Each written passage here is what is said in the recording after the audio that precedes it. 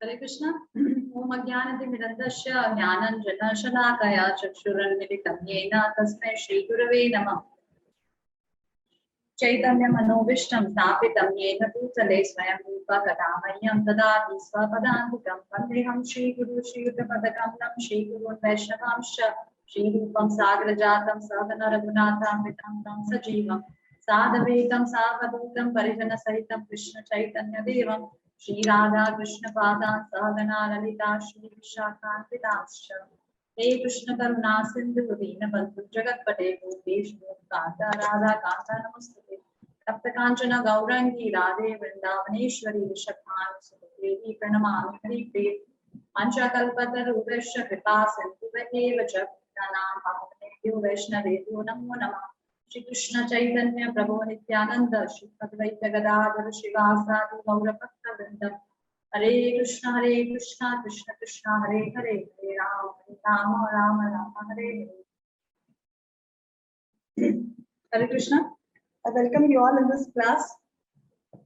तो आज हम एक नया पिछले 3 क्लासेस से हम विभूति उपाख्यान डिस्कस कर रहे थे। आज हम 9th कैंटो से श्रीमद् भागवतम के 9वें स्कंद से शकुंतला की कथा प्रारंभ करेंगे। शकुंतला और दुष्यंत की कथा बहुत फेमस है, अक्सर सभी को ये कथा पता है और it's a kind of love story.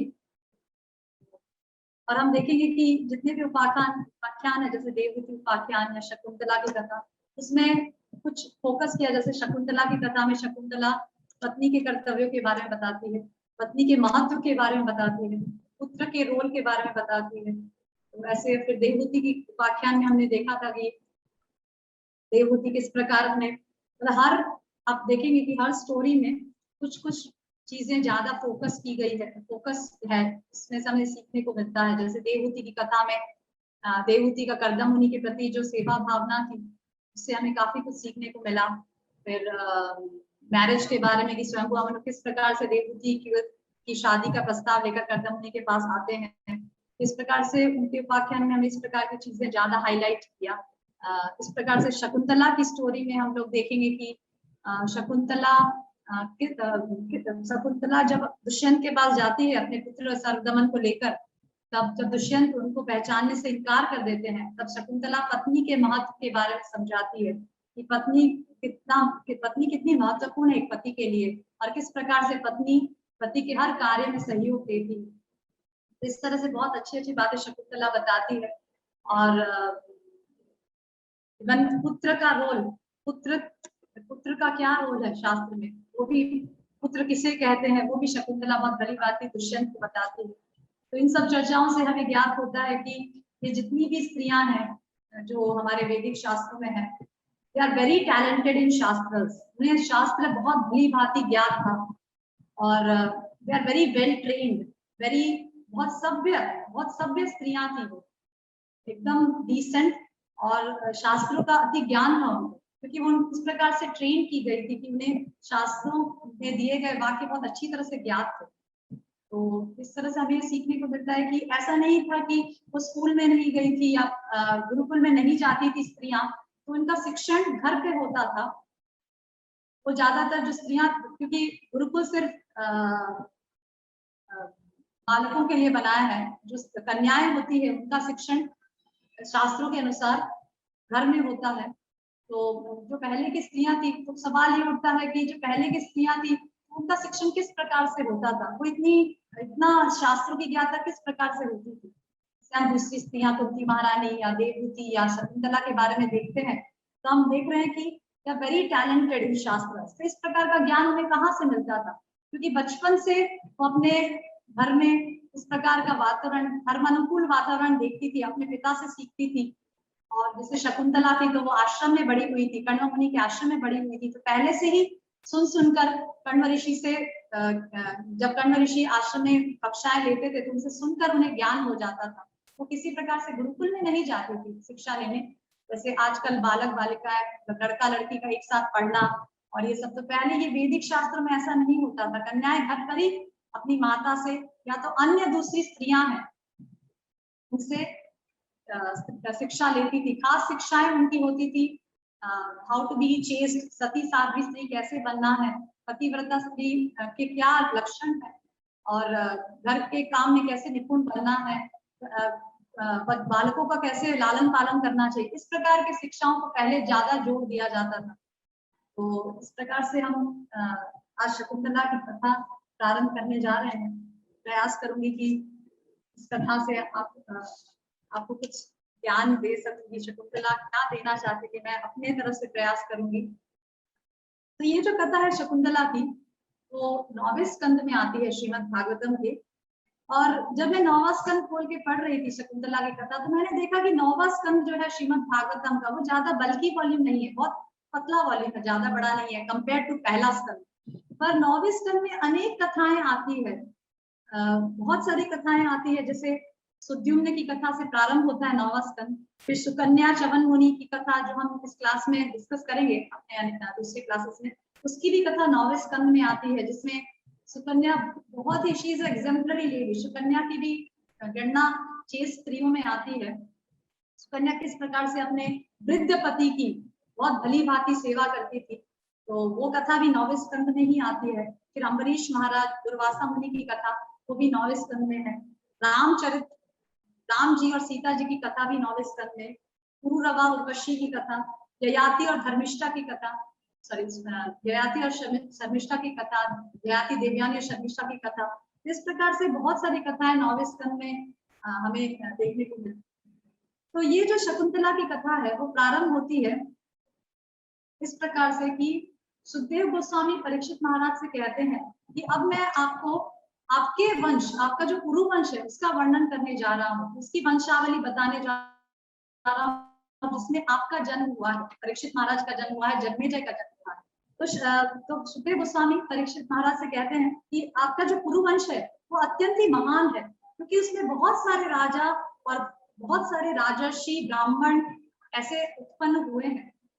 तो जब सुखदेव गोस्वामी ऐसा परीक्षित महाराज को बताते हैं कि आपके क्षत्रिय वंशावली में बहुत सारे राजा, बहुत सारे ब्राह्मण उत्पन्न हुए हैं, तब हमारा प्रश्न ऐसा उठ सकता है कि क्षत्रिय वंशावली में ब्राह्मणों की उत्पत्ति कैसे हुई। तो ये हमें समझना चाहिए। जैसे भगवत गीता में भगवान कहते हैं कि चातुर्वर्ण्यम मया सृष्टम गुण कर्म विभागश, जो पहले का जो समाज था वो चातुर्वर्ण मया गुण कर्म से विभाजित था। पहले ऐसा नहीं था कि कोई क्षत्रिय परिवार में पैदा हुआ है तो वो उसका जो पुत्र होगा वो क्षत्रिय ही होगा, ऐसे कंपलसरी नहीं था। गुण और कर्म के हिसाब से विभाजन समाज का किया जाता था। अगर उसके गुण के हिसाब से, उसकी जो क्वालिटीज है, बालक की जो गुण है, क्वालिटीज, उसके शिक्षक, उसके जो गुरु हैं, वो देखते थे कि अगर इसमें ब्राह्मणों के गुण नजर आ रहे हैं तो वो ब्राह्मण कहलाता था, ना कि क्षत्रिय। तो ये बहुत इंपॉर्टेंट पॉइंट है कि पहले का समाज, जैसे आजकल हम समाज में देखते हैं कि कोई, आज का समाज पूरा हे वैग हो चुका है, ब्राह्मण क्षत्रिय वैश्य शूद्र को आइडेंटिफाई करना बहुत मुश्किल हो गया। श्रीला प्रभुपाद कहते हैं कि कलो शूद्र संभव, जो कलयुग है वो शूद्रों से भरा पड़ा है, जहाँ पे वो भी 10th क्लास शूद्र, क्योंकि शूद्र भी पहले बहुत निष्ठावान होते थे अपने मालिक। शूद्र मतलब जो 4th क्लास जो है, जो आगे के जो 3 वर्ण है उनकी सेवा शुश्रूषा में लगे रहते हैं, शूद्र का वो कर्तव्य है। तो शूद्र भी बहुत निष्ठावान होते, तो वो शूद्र भी आजकल नहीं मिलते हैं। तो इस तरह से कलयुग में ये 4 विभाजन बहुत मुश्किल हो गया है। अभी कुछ पता नहीं है कि कौन ब्राह्मण है, कौन क्षत्रिय है, कौन वैश्य है, क्योंकि सभी का शिक्षण एक प्रकार से होने लगा है। और ये शिक्षण, जैसे मैं कुछ टॉपिक से थोड़ा हटकर आपको बताना चाहूंगी कि ये शिक्षण पद्धति कहाँ से आई। एक्चुअली बहुत वर्षों, 300 या 400 साल पहले अगर आप देखेंगे, भारत का इतिहास देखेंगे, तो पहले जगह जगह हर गांव में गुरुकुल हुआ करते थे, जगह जगह गुरुकुल हुआ करते थे, ताकि तो गृहस्थ परिवार के जो बच्चे हैं, बालक हैं, मतलब बालिकाओं का शिक्षण तो घर में ही हुआ करता था, कभी गुरुकुल नहीं भेजा जाता था। और ज्यादा शिक्षण, क्योंकि जब वो 7 से 8 वर्ष की होती थी तब उनका विवाह कर दिया जाता था और फिर वो अपने पति के अंडर में आ जाती थी, इसीलिए ज्यादा वो माता पिता के अंडर रहती ही नहीं थी। जो बालिकाएं होती थी उनका ज्यादा शिक्षण ससुराल में होता था, उनकी सास के थ्रू वो ज्यादा सीखती थी, अपने पति को गुरु समझकर वो सीखती थी। इस तरह से बालिकाओं के शिक्षण के कभी प्रश्न उठता ही नहीं था, मेन शिक्षण था बालकों का। तो उनके लिए हर गांव में गुरुकुल हुआ करते थे। पर जब ब्रिटिशर्स इंडिया में आए, लगभग 200-300 साल पहले की बात है, कि जब ब्रिटिशर्स, मुझे लगभग साल नहीं पता कब आए, कब हुआ ऐसा, पर जब ब्रिटिशर्स भारत में आए तो उन्होंने बहुत ट्राई किया कि वो भारत में अपना रूल जमा सके, अपना शासन जमा सके, पर वो हर प्रयास में फेल हो जा रहे थे, उनका प्रयास विफल हो जा रहा था। तब मैकॉले करके एक उनके ब्रिटिश रूल में एक व्यक्ति था, मैकॉले, मुझे पूरा नाम याद नहीं आ रहा उसका, मैकॉले था। तो वो जो व्यक्ति था, उसे भेजा गया भारत में, भारत के पूरे भारत में सर्वे करने के लिए कि ऐसा क्या है भारत देश में कि हमारा शासन टिक नहीं पा रहा है, हम पूरी तरह से भारत के लोगों को का शासन के ऊपर शासन नहीं कर पा रहे हैं, क्योंकि ब्रिटिशर्स की इच्छा थी कि वो लोग ज्यादा हमेशा भारत के ऊपर शासन कर सके। तब मैकॉले ने देखा कि ये जो गुरुकुल है, जो भारत में जो शिक्षण प्रणाली है, वो बहुत ही स्ट्रांग है। हर गांव में गुरुकुल हुआ करते थे, हर जगह जगह वर्णाश्रम के हिसाब से, वैदिक पद्धति के हिसाब से बालकों को शिक्षाएं दी जा रही थी। तो ब्रिटिशर्स को पता चला कि ये शिक्षा पद्धति जो है, ये जो एजुकेशनल सिस्टम है, इसके ऊपर हमें आक्रमण करना पड़ेगा, तभी हम भारत के ऊपर अच्छी तरह से और लंबे समय तक शासन कर पाए। तो इस चीज को वो करने के लिए उन्होंने ये जो गुरुकुल की जो सिस्टम है उस पर अटैक किया, और जगह जगह ये गुरुकुल को बंद करा के क्या खोले, स्कूल्स खोले, जगह जगह स्कूल्स खोले गए, जहां पे उन्होंने, और जो भारत के लोग थे उनको अंग्रेजी सीखने के लिए प्रेरित किया, ताकि उनको ऐसी लालच दिया गया कि अगर आप अंग्रेजी सीखोगे तो आपको हम अच्छी सैलरी देंगे और आपको हम अपने ऑफिस में एम्प्लॉय कर सकते हैं ज्यादा सैलरी देकर। तो इस प्रकार से जगह जगह स्कूल्स खोले गए जहां पर अंग्रेजी भाषा का शिक्षण दिया जाता था, और बताया जाता था कि अगर आप स्कूल्स में पढ़ोगे तो आप बड़े बड़े ऑफिसर्स बन सकते हैं। हमारे ऐसे ब्रिटिशर्स लोग लालच दिए। तो धीरे धीरे ये जो गुरुकुल सिस्टम है वो पूरी तरह से खत्म होने लगा, और लोग अपने बच्चों को स्कूल में भेजने लगे, जहां से हमारी ये समाज का जो विभाजन है वो धीरे धीरे खत्म होने लगा, और समाज पूरी तरह से कैश हो, समाज में पूरी तरह से अराजकता फैलने लगी, क्योंकि कौन ब्राह्मण, कौन क्षत्रिय, कौन वैश्य, कौन शूद्र, इसको हम आइडेंटिफाई नहीं कर पा रहे थे।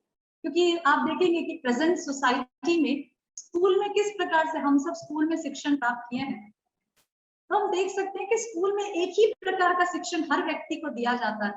जब हम अपने बच्चे को स्कूल में भेजते हैं तो हम देखते हैं कि जैसे 30 से 40 बच्चे एक क्लास में होते हैं, तो हम देखते हैं कि कई बच्चा मैथ्स में वीक होता है, कई बच्चा प्रैक्टिकल चीजों में ज्यादा होशियार होता है, कोई पेंटिंग में ज्यादा होशियार होता है, पर मगअप करने सोशल स्टडीज या हिस्ट्री में वीक होता है। तो हम, अगर वो बच्चा स्कूल में वीक होता है पढ़ाई में ठीक से, या उसके याद करने की शक्ति कम होती है, या साइंस के थ्योरम्स को समझना, या साइंस के ये जो साइंटिस्ट लोगों की थ्योरीज है उनको समझना मुश्किल होता है, तो स्कूल की रिपोर्ट कार्ड से उस बच्चे को डल हेडेड बता दिया जाता है कि ये बच्चा डल हेडेड है, इसकी बुद्धि कम है, ये मूर्ख है, ऐसा उसको लेबल लगा दिया जाता है। पर ऐसा नहीं है, हर जीव को भगवान ने कोई ना कोई कार्य में निपुण बनाया है। अगर वो बच्चा साइंस या सोशल स्टडीज में वीक है तो वो 100% किसी और आर्ट में जरूर स्ट्रांग होगा, या तो वो पेंटिंग में हो सकता है, या तो वो कारपेंटर, किसी प्रकार का उसके अंदर हुनर होगा। तो उस प्रकार से जो विभाजन है वो बहुत आवश्यक है। कोई जरूरी नहीं है कि हर बच्चा बहुत ज्यादा डिग्री लेकर और बहुत ज्यादा पढ़ाई करके उसी फील्ड में इंजीनियर बने या डॉक्टर बने, ऐसे जरूरी नहीं है। पर क्योंकि शिक्षण पद्धति ऐसी हो गई है कि हर बच्चे को स्कूल में जाना है, 12th पास करना, 10th बोर्ड देना है, 12th बोर्ड देना है, फिर कॉलेज में जाना है, फिर बहुत सारी डिग्री हासिल करनी है। इस प्रकार के शिक्षण की वजह से हम देख रहे हैं कि समाज में कितनी अराजकता फैल चुकी है। छोटे छोटे बच्चे भी इस शिक्षण पद्धति के शिकार बनते जा रहे हैं, जो हम अच्छी तरह से देख रहे हैं। अभी हम देखते हैं कि जैसे ही 10th बोर्ड का रिजल्ट आता है या 12th बोर्ड का रिजल्ट आता है, तो इतने सारे सुसाइड के केसेस सुनने में आते हैं, डिप्रेशन के केसेस सुनने में आते हैं। इससे हम अच्छी तरह से समझ सकते हैं कि जो शिक्षण पद्धति अभी जो दी जा रही है उसमें कुछ बहुत बड़ा डिफेक्ट है, क्योंकि पहले ऐसा कभी नहीं होता था। जो बालक जो बच्चे होते थे वो गुरुकुल में, जो ब्राह्मण, जैसे ब्राह्मण होता था, ब्राह्मण क्षत्रिय वैश्यों के लिए गुरुकुल होता था, शूद्र के लिए गुरुकुल नहीं होता था, वो किसी शूद्र के अंडर में रहकर शिक्षण लेते थे। तो हम देखते थे कि बहुत ही अच्छी तरह से विभाजन था और अच्छे प्रकार से शिक्षण दिया जाता था। जैसे कोई कृषि का बच्चा है, ये चीज बहुत पुरानी नहीं है, हम खुद अपने गांव में जाके देख सकते हैं। अगर जैसे मैं अपने गांव में, जब मेरे ग्रैंड पेरेंट्स के गांव में देखती थी कि कोई कृषि का बच्चा, कोई किसान का बच्चा होता था, तो वो थोड़ा चार जनरली पहले बच्चे बहुत हुआ करते थे, ऐसा हम देखते हैं। अब तो सिर्फ 2 पर ही सीमित हो गए हैं, या 1 या नहीं, या हम अच्छी तरह से देखें कि बच्चे अभी बर्डन से बन गए हैं। तो हम देखते हैं कि गांव में अगर आप जाते हैं तो वहां का जीवन बहुत ही शांति, बहुत वहां के लोग जो गांव के बहुत खुश रहते हैं, बहुत सेटिस्फाइड रहते हैं, क्योंकि वो लोग को इकोनॉमिक्स कंडीशन के लिए बहुत हाथापाई नहीं करनी पड़ी। जैसे कोई किसान है, अगर कोई किसान का बच्चा है, अगर समझ उसके 6-7 बच्चे हैं, तो वो बच्चा अपने आप 5 या 6 साल का होता है तो खेती में लग जाता है, अपने पिता के साथ खेती में हाथ बटाता है, खेती करता है, खेती में हाथ, जो उपज होती है उसका भरण पोषण होता है। और प्राइमरी शिक्षण के लिए गांव में छोटे प्राइमरी स्कूल्स होते हैं, जिनमें उनको लिखना पढ़ना और ये सब सिखाया जाता है, ताकि वो शास्त्रों का अध्ययन कर सके। उनकी आध्यात्मिक उन्नति के लिए गांव में शाम को देखिएगा रामायण महाभारत से चर्चाएं होती है, बहुत प्राचीन गांव में। अब तो हम ये सब चीजें नहीं पाते हैं, गांव में भी नहीं पाते हैं, पर कुछ प्राचीन गांव में अगर आप जाके देखेंगे जहाँ अभी भी ये सब चीजें होती है, तो वहां आप देखेंगे कि बच्चों का आध्यात्मिक चीजों में प्रशिक्षण होता है।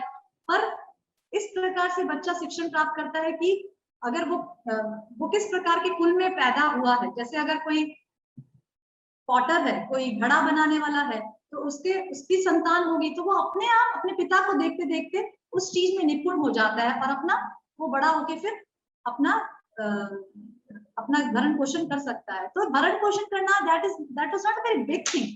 पहले के जमाने में भरण पोषण, अपना घर चलाना, अपना खाना पीना मेंटेन करना, it was not a very big thing. पर अभी हम देखते हैं कि समाज इस छोर पे पहुंच गया है कि शिक्षण पद्धति ऐसी हो गई है कि बच्चों को डिप्रेशन, 8-9 स्टैंडर्ड में इतना भार दिया जाता है कि वो बच्चे डिप्रेशन में पहुंच जाते हैं। उनको इतनी भारी भारी बुक्स दी जाती है कि वो बच्चे बेचारे लोड उठाते उठाते वो और चीज में कुछ सोच ही नहीं पाते। जैसे अभी हम कई बार कॉलेजेस में या स्कूल्स में, मैं कई बार क्लास लेने जाती हूँ स्कूल्स में, तो हम देखते हैं कि बच्चे छोटे छोटे 8-9 स्टैंडर्ड के होते हैं, तो हम बच्चों को बोलते हैं कि आप गीता पढ़िए, आपके क्यों थोड़े बड़े हो चुके हैं। तो बच्चे बोलते हैं नहीं, हमारी टेस्ट आने वाली है, हमारे एग्जाम्स है, हमें टाइम नहीं है, हमें ये लोड है, हमारे वो लोड है। तो ये किस प्रकार की शिक्षण पद्धति है कि अगर बच्चे को इतना ज्यादा लोड दिया जाता है कि वो अपने जो मनुष्य जीवन का जो वास्तविक उद्देश्य है उसे ही ना समझ पाए, तो ये शिक्षण पद्धति बेकार है। शिला प्रभुपाद बताते हैं कि स्कूल्स आर स्लॉटर हाउसेस। ये जो स्कूल्स है वो आत्महत्या करने के केंद्र बने हुए हैं। किस प्रकार से? क्योंकि इसमें आत्मा का हनन होता है। जिस प्रकार की शिक्षण पद्धति स्कूल्स में दी जाती है, उसमें कहीं भी बच्चे को यही नहीं सिखाया जाता कि तुम्हें मनुष्य जीवन किस लिए मिला है। बस बच्चे को कंपटीशन की भावना उनके अंदर डाली जाती है कि आपको ये बनना है, आपको ज्यादा से ज्यादा मार्क्स लाना है और कॉम्पिटिटिव एग्जाम्स में अपीयर होना है। तो ये सब चीजें भावना बच्चे के अंदर डाली जाती है, जिससे वो बड़ा होके इमोशनली इम्बैलेंस हो जाता है। और हम काफी लोगों का भी देखते हैं, काफी लोगों में स्लीप डेफिशिएंट्स होते हैं, नींद नहीं आने की समस्याएं होती है और डिप्रेशन के प्रॉब्लम होते हैं। लोग काउंसलर्स को कंसल्ट करते हैं क्योंकि उनके इतने सारे मेंटल इम्बैलेंसेस होते हैं, क्योंकि शिक्षण, ये सब चीज का रूट कॉज है हमारी शिक्षण पद्धति। तो बहुत जरूरी है कि जो समाज, जैसे तो पॉइंट ये था कि जो पहले का जो समाज था वो वर्णाश्रम के द्वारा चलाया जाता था। मतलब उस समाज में वर्णाश्रम था, वर्णाश्रम पूरा समाज ब्राह्मण क्षत्रिय वैश्य शूद्र के प्रॉपर विभाजन से चलता था। तभी सभी लोग बहुत संतुष्ट रहते थे और सभी की आध्यात्मिक प्रगति का ध्यान रखा जाता था। तो इस तरह से सुखदेव गोस्वामी परीक्षित महाराज से कह रहे हैं कि आज मैं आपको एक पुरु वंश की, आज जिस वंश में तुम उत्पन्न हुए परीक्षित महाराज, उस वंश की वंशावली बताऊंगा। तो मैं ज्यादा वंशावली तो नहीं बताऊंगी कि जो पुरु थे, पुरु से शुरू होता है, फिर जन्मेजय हुए, जन्मेजय से प्राचीन मान, कबीरा, ये पूरा वंशावली श्रीमद् भागवतम में बहुत अच्छी तरह से दी गई है। तो इस तरह से इसी पुरुवंश में आए दुष्यंत, राजा दुष्यंत। तो हम देखेंगे कि श्रीमद् भागवतम में दुष्मंत लिखा गया है, दुष्यंत राजा को दुष्मंत लिखा गया है, जो दोनों एक ही व्यक्ति हैं। कि एक्चुअली श्रीमद् भागवतम में शकुंतला और दुष्यंत की स्टोरी बहुत संक्षेप में दी गई है। ये स्टोरी विस्तार में महाभारत में अच्छी तरह से दी गई है, जिसमें राजा दुष्यंत शब्द यूज किया है तब, पर ये दोनों व्यक्ति एक ही। तो पुरुवंश में राजा दुष्मंत आते हैं। तो श्रीमद् भागवतम में, सॉरी श्रीमद् महाभारत में राजा दुष्यंत के बारे में कुछ मैं वर्णन करना चाहूंगी कि राजा दुष्यंत कितने बड़े धर्मज्ञ राजा थे। उनके प्रजा में किस प्रकार से शासन चलता था और कितने वो अपने प्रजा की पालन और शासन में कितने योग्य थे। वो अपनी प्रजा का पालन शासन बड़ी योग्यता के साथ करते थे। और उनके राज्य में बहुत अच्छे तरह से महाभारत में बताया कि उनके राज्य में वर्ण संकर कोई नहीं था। तो वर्ण संकर जो भगवत गीता में जो शब्द आता है वर्ण संकर मीन्स अनवांटेड पॉपुलेशन। वर्ण संकर प्रजा क्या होती है? वर्ण संकर प्रजा उत्पन्न होती है स्त्रियों की जब चेस्टिटी, स्त्रियों की सतीत्व भंग होता है तो वर्ण संकर प्रजा होती है। जैसे भगवत गीता में अर्जुन बताते हैं, फर्स्ट चैप्टर में चर्चा होती है, तब अर्जुन भगवान से ये चिंता व्यक्त करते हैं कि जब युद्ध में सब लोग मारे जाएंगे तो स्त्रियों का संरक्षण कौन करेगा? और अगर स्त्रियों का संरक्षण नहीं कोई करेगा तो उनकी सतीत्व, उनकी निष्ठा खत्म हो सकती है। और अगर उनकी निष्ठा खत्म होगी तो समाज में वर्ण संकर प्रजा उत्पन्न होगी।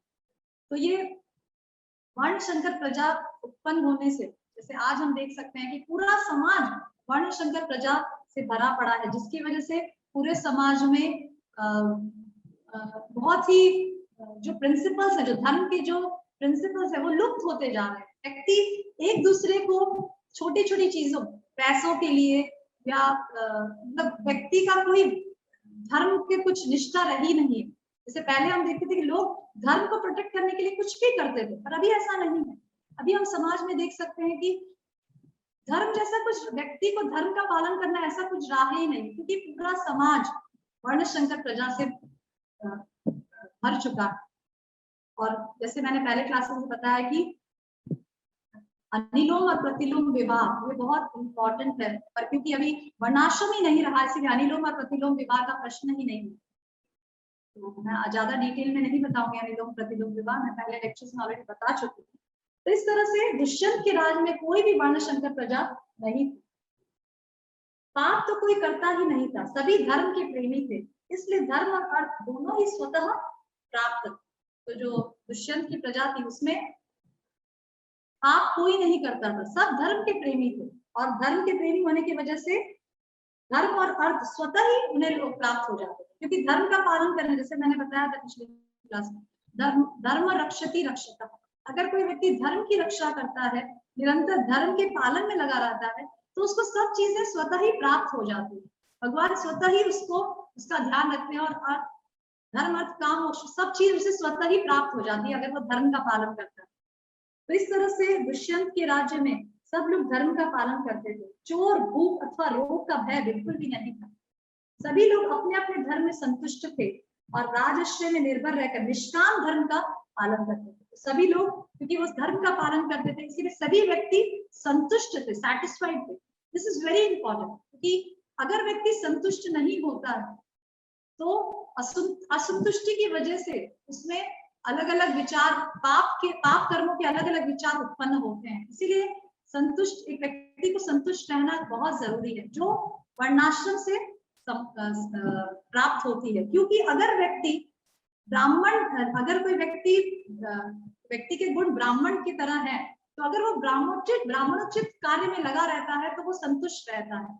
अगर कोई व्यक्ति क्षत्रिय गुणों का है, अगर उसमें क्षत्रिय शासन करने का झुकाव है, अगर उसमें शासन करने की इच्छा है, तो अगर वो उस कार्य में रहता है तो वो संतुष्ट रहता है।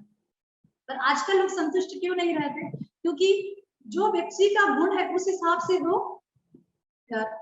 इंगेज नहीं है।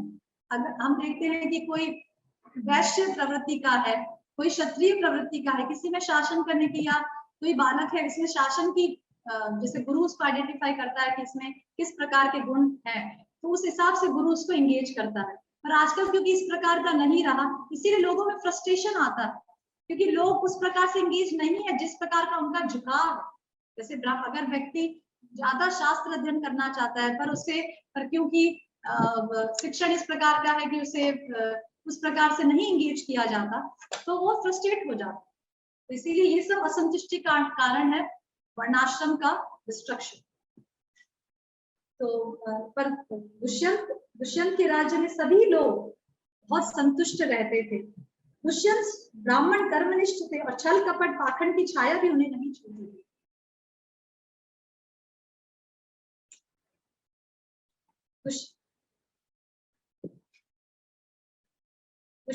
दुष्यंत स्वयं एक बलवान युवक था। और दुष्यंत कैसे थे? दुष्यंत स्वयं ही युवक थे, मतलब बहुत ही young, he was very young person, बहुत युवक राजा थे। और उनकी शक्ति के बारे में भी वर्णन किया है महाभारत में। ये डिटेल चीज महाभारत में आती है, भागवत में बहुत शॉर्ट में दिया है। तो दुष्यंत के बारे में बताते हैं कि वो इतने शक्तिमान थे कि मंत्राचल को उखाड़ कर धारण कर सकते थे, इतने वो स्ट्रॉन्ग, इतने बलशाली थे। और वह गदा युद्ध में भी शस्त्र विद्या में बड़े ही निपुण थे। घोड़े और हाथी की सवारी में कोई उसका सानी नहीं था। तो घोड़े और हाथी की सवारी में भी बहुत निपुण थे, उनका कोई कॉम्पिटिटर नहीं था, बहुत एक्सपर्ट थे। वह विष्णु के समान बलवान, सूर्य के समान तेजस्वी, समुद्र के समान अक्षोभ्य और पृथ्वी के समान क्षमाशील। वो इतने बड़े राजा थे दुष्यंत, साधारण राजा नहीं थे। नागरिक और देशवासी प्रेम से उसका सम्मान करते और वह धर्म बुद्धि से सबका शासन करते। और जो वो ऐसे राजा थे कि सभी का शासन धर्म के अनुसार करते थे। इस तरह से दुष्यंत का वर्णन महाभारत में और डिटेल में दिया है, मैंने तो बहुत संक्षेप में आपको बताया। एक बार अभी शकुंतला की एंट्री कहाँ से होती है, ये स्टोरी में आएगा कि एक बार दुष्यंत वन में शिकार करने के लिए गए, अपनी चतुरांगिनी सेना लेकर सभी सेनाओं के साथ वन में शिकार करने के लिए गए। तब वन में शिकार करते करते घूमते घूमते वो भूख प्यास से शिथिल हो गए, भूख प्यास थकावट से शिथिल हो गए। तभी वन में घूमते घूमते उन्हें एक ऐसा उपवन दिखाई दिया जो आश्रम से युक्त था, मतलब एक बहुत ही सुंदर उपवन था जहाँ एक आश्रम बना हुआ था। और ऐसे भी वो भूख प्यास से बहुत शिथिल हो रहे थे, और तो वो ऐसे कुछ आश्रम की खोज कर रहे थे, तो उन्हें बहुत ही सुंदर उपवन मिला। और वो जो आश्रम था वो एक्चुअली कण्व ऋषि का आश्रम था, और बहुत ही सुंदर वर्णन कण्व ऋषि के आश्रम। आप सोचिए पहले के आश्रम इतने सुंदर हुआ करते थे कि उनका वर्णन सुनकर हम ऐसा प्रतीत होता है कि इस प्रकार के उपवन तो शायद हम कहीं देख ही नहीं सकते। तो महाभारत में उस उपवन का वर्णन बताते हैं कि वहां के वृक्ष खिले हुए पुष्पों से लदे हुए, वहां के सभी वृक्ष पुष्पों से खिले हुए थे, पुष्पों से लदे हुए थे। जैसे आजकल हम देखते हैं कि जैसे पहले लोग ऐसे वृक्ष लगाते थे जो पुष्प देते हैं, फल देते हैं। पर आजकल हम देखते हैं कि लोग अपने घरों में ऐसे डेकोरेटिव, जैसे मेरा भी एक्सपीरियंस है, कई घरों में फ्लैट्स, जनरली लोगों के फ्लैट्स होते हैं, तो हम देखते हैं कि कई घरों में ऐसे पुष्प लोग पसंद करते हैं जो कोई पुष्प या कोई फूल या फल नहीं देता, बस डेकोरेशन के लिए लगा रखते हैं, जैसे मनी प्लांट या ऐसे कुछ पौधे ऐसे देखते हैं जिनका कोई उद्देश्य नहीं है। और पहले के शास्त्रों में हम वर्णन देखेंगे कि लोग ऐसे वृक्षों का वर्णन आता है जो पुष्पों और फलों से लदे हुए होते थे। पृथ्वी हरी भरी हो रही थी, पूरी पृथ्वी हरी भरी थी, सुंदर सुंदर पक्षी मधुर स्वरों में चहक रहे थे।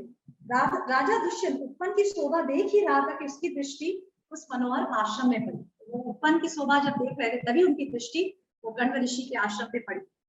आश्रम में जब वो आश्रम के अंदर गए तो देखा कि आश्रम में स्थान स्थान पर अग्निहोत्र की ज्वालाएं प्रज्वलित हो रही, क्योंकि पहले के जो ऋषि मुनि होते थे वो सबसे पहले उठकर स्नान किया करके अग्निहोत्र करते थे, इसीलिए जगह जगह पर अग्निहोत्र की यज्ञ किया था, तो जगह जगह अग्निहोत्र की ज्वालाएं प्रज्वलित हो गई।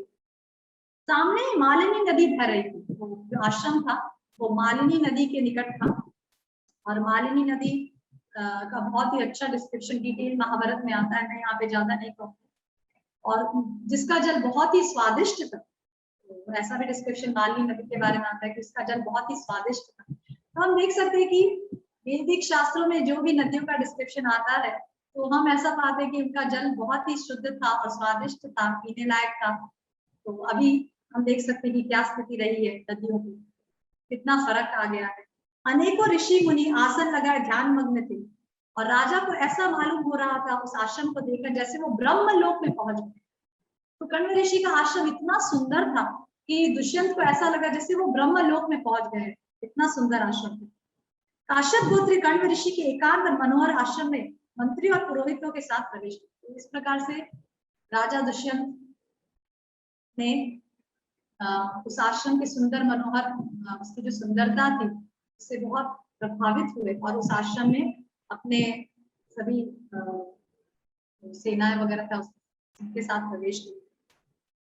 पर जब आश्रम का मतलब आश्रम का एक तो उपवन था और आश्रम के अंदर जो प्रवेश द्वार था, वहां जब वो पहुंचे तब उन्होंने अपने मंत्रियों और पुरोहित और सेनाओं को बोला कि अब आप यहाँ पे रुक जाइए, क्योंकि ये ऋषि का आश्रम है। यहाँ पे आश्रम के द्वार के अंदर जब जाना होगा तब वो सैनिकों के साथ नहीं जाएंगे, क्योंकि वो शोभा नहीं देता एक राजा के लिए। वो खुद अकेले उस ऋषि के आश्रम में जाए।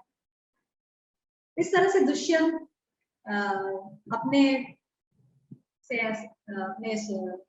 सैनिकों को लेकर, सैनिकों को वहीं पर, पुरोहितों मंत्रियों को सब द्वार पर ही छोड़कर खुद कण्व मुनि के आश्रम के अंदर प्रवेश किया।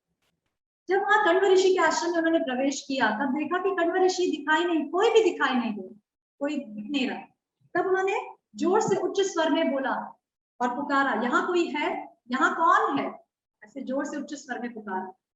तभी दुष्यंत की आवाज सुनकर एक बहुत ही सुंदर स्त्री जो लक्ष्मी के समान प्रतीत हो रही थी और जिसके शरीर से अत्यंत तेज निकल रहा था, ऐसा वर्णन आता है श्रीमद् भागवतम में भी, ऐसा वर्णन आता है इसके बारे में कि जब वो स्त्री बाहर आती है तो वो एक लक्ष्मी के समान सुंदर होती है और अत्यंत तेजोमय होती है। और वो तेज कहाँ से आ रहा है उस स्त्री के अंदर? वो तेज आ रहा था उसकी तपस्या से, उसके धर्म के पालन से। तो वो इतनी तेजोमय हो रही थी कि पूरा आश्रम उसकी तेज से प्रकाशित। तो वो स्त्री बाहर आती है। तो जब दुष्यंत देखते हैं तो दुष्यंत एक बार स्त्री की तरफ देखने लग जाते हैं कि ये कौन है। तब वो स्त्री बहुत ही मधुर स्वर में दुष्यंत की तरफ, दुष्यंत को देखती है और कहती है कि आपका स्वागत है इस आश्रम में। बहुत ही मधुर वाणी में दुष्यंत से कहती है कि आपका इस आश्रम में स्वागत है। और फिर आसन, पाद्य और अर्घ्य, जनरली ये एटिकेट होता है कि कोई भी अतिथि घर में आता है तो उस आसन, बैठने के लिए आसन, पाद्य, मतलब अलग अलग प्रकार से उसका आदर सत्कार किया जाता है। अर्घ्य मतलब कुछ चीजें होती है जो हाथ में ऐसे लेकर उनका स्वागत किया जाता है। तो इस प्रकार से शकुंतला ने भी दुष्यंत का आसन, पाद्य और अर्घ्य से स्वागत किया और अतिथि का स्वागत किया और उनके कुशल के बारे में पूछा। जो जनरल एक एटिकेट होता है कि अगर कोई अतिथि हमारे घर में आता है, और गृहस्थों का ये प्राइम ड्यूटी श्रीमद् भागवत में अनेकों जगह श्रीला प्रभुपाद बताते हैं कि गृहस्थों की ये प्राइम ड्यूटी होती है कि वो अतिथि का सत्कार करे और अतिथियों को बुलाकर भोजन कराए, प्रसाद खिलाए।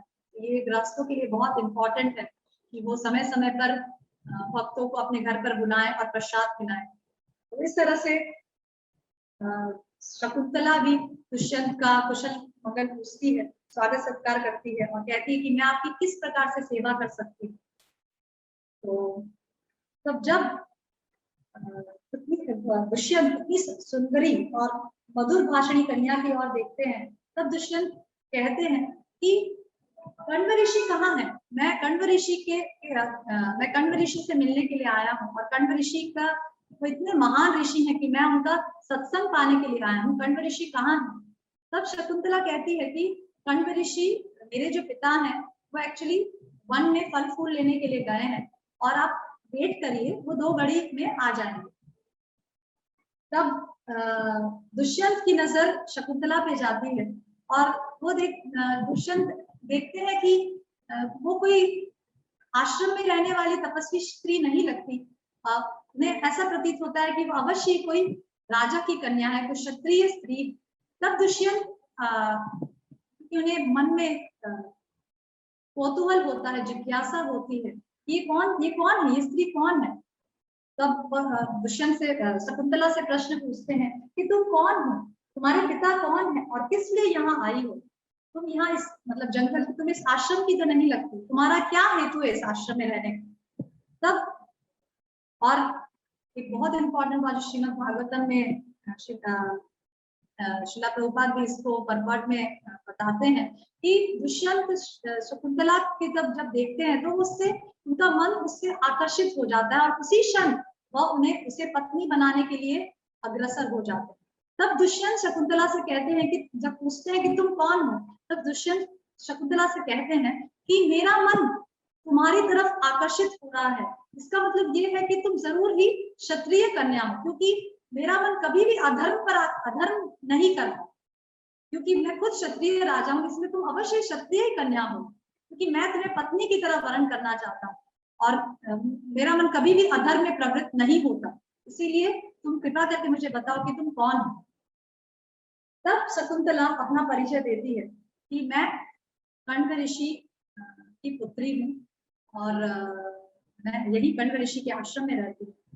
जब दुष्यंत ये सुनते हैं शकुंतला से कि वो कण्व ऋषि की पुत्री है, तब दुष्यंत शकुंतला से कहते हैं कि ऐसा नहीं हो सकता, क्योंकि कण्व ऋषि तो नैष्ठिक ब्रह्मचारी है और कभी भी ऐसा नहीं हो सकता कि कण्व ऋषि अपना धर्म छोड़कर, मतलब अपना ब्रह्मचारी व्रत छोड़कर गृहस्थ बन जाए।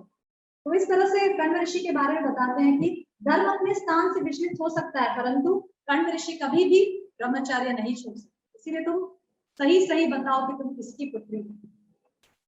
तब शकुंतला अपना सही तरह से परिचय देती है और इसमें एक बहुत ही अच्छी बात शकुंतला बताती है, जो हमें महाभारत में पता चलता है कि जब दुष्यंत शकुंतला को ज्यादा फोर्स करके पूछता है कि तुम सही में बताओ कि तुम किसकी पुत्री हो, तब शकुंतला बताती है कि जिसका स्वरूप अन्य प्रकार का है, किंतु जो सत्पुरुषों के सामने उसका अन्य प्रकार से ही परिचय देता है, अर्थात जो पापात्मा होते हुए भी अपने को धर्मात्मा कहता है, वह मूर्ख, पाप से आवृत, चोर एवं आत्मवंचक।